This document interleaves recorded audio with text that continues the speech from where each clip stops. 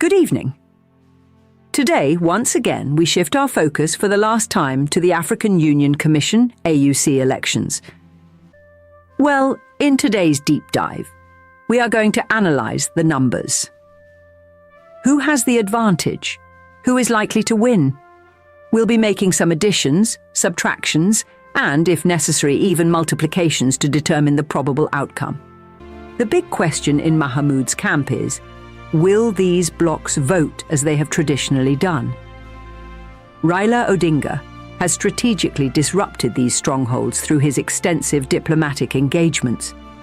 Since launching his AUC bid, he has personally visited over 44 African countries, including many in the Francophone region, weakening Mahamoud Youssouf's perceived advantage. In today's analysis, we will break down the potential numbers backing each candidate. By the end of this video, we might just be able to predict the winner of the AUC elections in advance. Stay tuned. The African continent is made up of 54 countries and is divided into 5 major regions. 1. North Africa. 2. West Africa. 3. Central Africa. 4.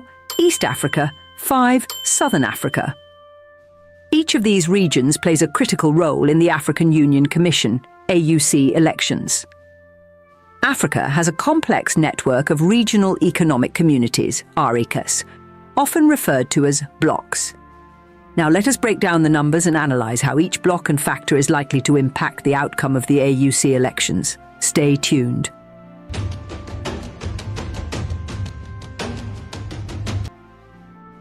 On August 25, 2024, Kenyan candidate Raila Odinga officially launched his bid for the African Union Commission AUC Chairperson position at State House, Nairobi. His candidacy was immediately endorsed by 7 East African countries: Kenya, home country; Uganda, Rwanda, Burundi, Tanzania, Democratic Republic of Congo, DRC, South Sudan.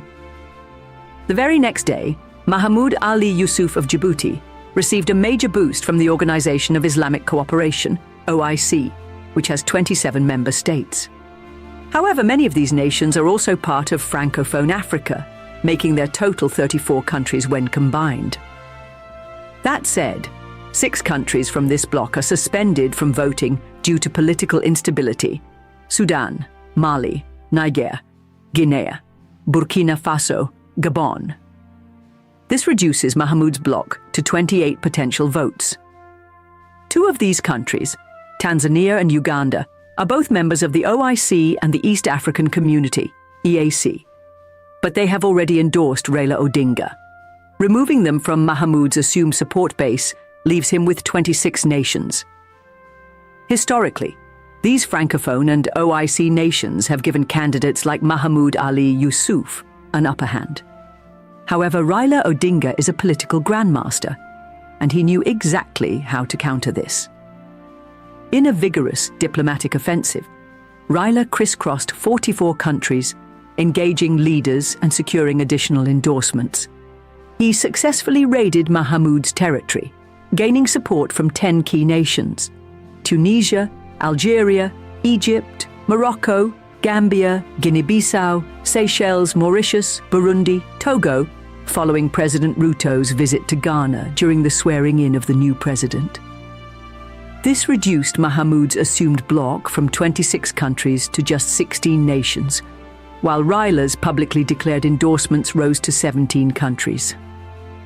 Beyond these 17 nations, Raila has also secured backing from several other influential African nations, including Zambia, Zimbabwe, Ghana, Nigeria, and the list keeps growing. Africa has a total of 54 countries, but 5 will not participate in voting, leaving 49 eligible voters. To win the AUC election, a candidate must secure 2/3, 2/3 of the total votes cast, which means 34 votes are needed for victory. As of February 9, 2025, Raila Odinga has secured at least 28 votes. Mahamoud Ali Youssouf has only 11 confirmed votes, mostly from OIC member states.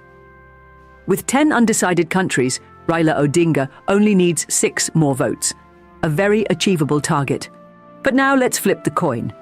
While Raila Odinga only needs 6 more votes to cross the finish line, Mahamoud Ali Youssouf has a near impossible task ahead of him. To secure victory, he must convince at least 24 more countries to vote for him. That's nearly half of the entire African Union.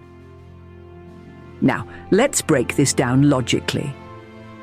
First, most of the remaining undecided nations are either neutral or leaning toward Raila, meaning they are unlikely to shift to Mahamoud's camp. Second, Mahamoud's strongest bloc, the Organization of Islamic Cooperation, OIC, and Francophone nations, has already lost 10 crucial countries to Raila. These were his safe bets, and now they're gone. Third, Raila has actively been engaging leaders, making high-profile visits and securing endorsements in key territories. At this point, Mahamoud would have to not only counter Raila's gains, but also flip nations that have already publicly committed to Raila. Simply put, Mahamoud is staring at an uphill battle that seems nearly impossible. In politics, anything is possible, but if we're being realistic, Raila Odinga's path to victory looks almost guaranteed. Conclusion: is Raila's victory inevitable? We know many Kenyans initially supported Mahamoud Ali Youssouf, but at Lifelines TV, we stand for the truth. If you have been following our analysis from the start, you will agree that the numbers don't lie. Barring any unexpected shifts, Raila Odinga's victory is now a matter of time. In just 6 days, on February 15, 2025, Raila is poised to be declared the next AUC chairperson.